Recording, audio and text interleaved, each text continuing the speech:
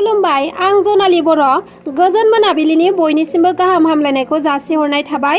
आसा खालामो नोंथांमोनाबो मोजाङैनो दङ। दिनै 2023 मायथाइनि 11 सेप्तेम्बर। नोंथांमोननि थाखाय आं गोदान खौरां लानानै फैबावलायबाय। अन्नानै नोंथांमोना भिडिअखौ जोबजासे नायलांदो।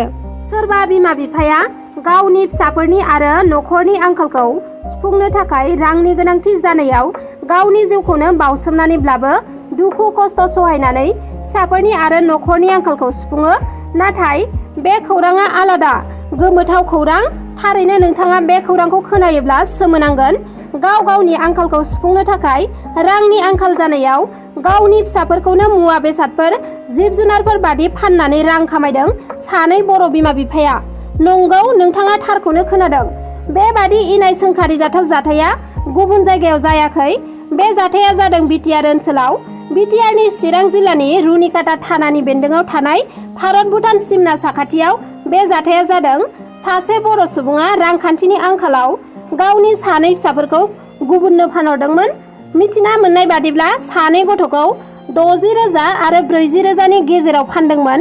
गथ' सानैखौबो 6 दाननि गेजेरावनो फानहरदोंमोन दुथां बिफाया। सिगां फानहरजानाय देरसिन गथ'नि बैसोखौ 1.5 बोसोर एबा 1.25 दान होननानै मिथिना मोन्दों आरो नैथि खेब फानहरनाय गथ'खौ 7 दानसो जागोन होनना मिथिना मोन्दों। दायो गावनि फिसाखौ फानहरग्रा हगम नार्जारि बिफाखौ हमनायजों लोगोसे गथ' सानैखौ बायनानै लांग्रा अबिनाश बरगयारि आरो निरन बरगयारि सानैखौबो पुलिसआ एरेस्ट खालामनानै जेलाव लांनाय जाबाय होननानै खौरां मोननाय जादों। गथ'नि बिमाया फोरमायनाय बादिब्ला फिसाया जेबो खामानि दामानि मावामोन, उदां थायोमोन आरो बिसिखौ बुबाय थायोमोन होननानै फोरमायथिना लादों बिथांजोआ। मावा दाङा थानायनि जाहोनाव रांखावरिनि आंखाल जानायाव गावनि आंगो फिसाफोरखौ फाननानै जादोंमोन हगम नार्जारिया। नाथाय बेफोर जाथाया दायो सोराङाव फैनायनि उनाव हगम नार्जारिया पुलिसजों एरेस्ट खालामजाबाय। मोजां मोननायखौ एक्सेप्ट खालामैनि थाखायनो बुथारबाय सासे BA फरायबाय थानाय फरायसुलिखौ। बे जाथाया आसामनिनो डिब्रुगड़नि बकुल बाइपासआव जादों गिथावना बुथारनाय जाथाय। सोमोनांथावै सासे सिख्ला आरो सेंग्राया लामायाव गोग्लैना थादोंमोन। सिख्लाया थैबायमोन, नाथाय सेंग्राया थैयाखैमोन आरो सेंग्राखौ उनाव देहा फाहामसालियाव लांनाय जादोंमोन। उनाव बेखौ बासायनानै सोंनायाव गासैबो जाथाया सोराङाव फैयो। बिनि बुंनायफोराव सन्देह जादोंमोन, नाथाय जाथाया बुथारनाय मारसोमोन बेयो उनाव रोखा जायो। सेंग्राया डिब्रुगड़नि माइजाननि मुङा आजिज आहमेद आरो बुथारजानाय सिख्लानि मुङा मेहेक शर्मा। आजिजआ हाबा जाखानाय गथ' सानैनि बिफाखासोमोन आरो मेहेकआ BA फरायबाय थानाय फरायसुलिमोन।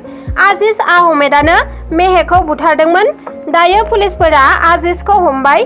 मिथिना मोननाय बादिब्ला 7 दानसो सिगाङाव लोगोनि बार्थडेआव आजिजआ मेहेकखौ लोगो मोनदोंमोन आरो बिखौ मोजां मोननानै प्रप'ज खालामदोंमोन। नाथाय बेखौ सिख्लाया गनायना लायाखैमोन एबा एक्सेप्ट खालामाखैमोन। आजिजजों सनिबारखालि बेरायनो थांदोंमोन मेहेकआ। हरनि समाव बिमाजोंबो रायज्लायदोंमोन बियो। नाथाय बेबादि बुथारनाय जाथायखौ माबोरै खालामखो बेखौ मिथिना मोननाय जायाखै। बे जाथायनि सायाव नायबिजिरनाया सोलिगासिनो दं। टेट उथ्रिसारनाय बिजाथिफोरनि थाखाय गोजोनथाव खौरां। बे सेप्तेम्बर दानावनो लांदां जानानै थानाय फोरोंगिरि पस्टआव थिसननो थाखाय थांखि लादों आसाम सरकारा। बे सेप्तेम्बर दाननि गेजेरावनो फोरोंगिरिनि थाखाय एडभार्टाइजमेन्ट फोसावनाय जागोन होननानै फोरमायथिदों आसामनि सोलोंथाइ बिफाननि मन्थ्रि डक्टर रनज पेगु बिथाङा। आरो बे थिसनथाइ होनायाव टेट उथ्रिसारनायाव मोननाय नाम्बारखौ बांसिनै गोनांथि होनाय जागोन। जेरै टेटआव मोननाय नाम्बारनिफ्राय 80% लानाय जागोन। बेनि उनाव हायार सेकेन्डारियाव मोननाय नाम्बारनिफ्राय 5%, डिलेटआव मोननाय नाम्बारनिफ्राय 5% लानाय जागोन।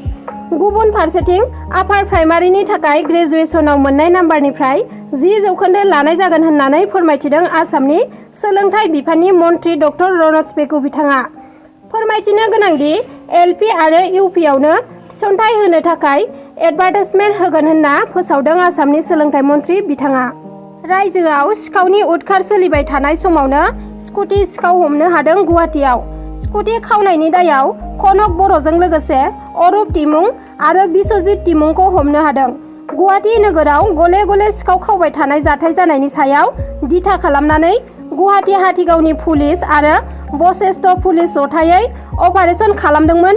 बेयावनो सिखाव 3खौ हमनो हानायजों लोगोसेयैनो बिसोरनिफ्राय गंब्रै खावनाय स्कुटि हमनो हादों।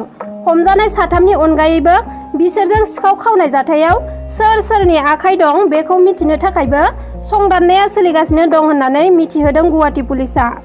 दिनैनि खौराङा बेखिनियानोमोन। नोंथांमोना जुदि आंनि चेनेलखौ साबस्क्राइब खालामनानै लायाखैब्ला अन्नानै साबस्क्राइब खालामनानै ला, जाहाथे आंनि गोदान भिडिअ एंगारोब्ला नोंथांमोना सहैनो हानाय बादि। लोगोसे लाइक, शेयार, कमेन्ट खालामनो दाबाव। गोजोन्थों।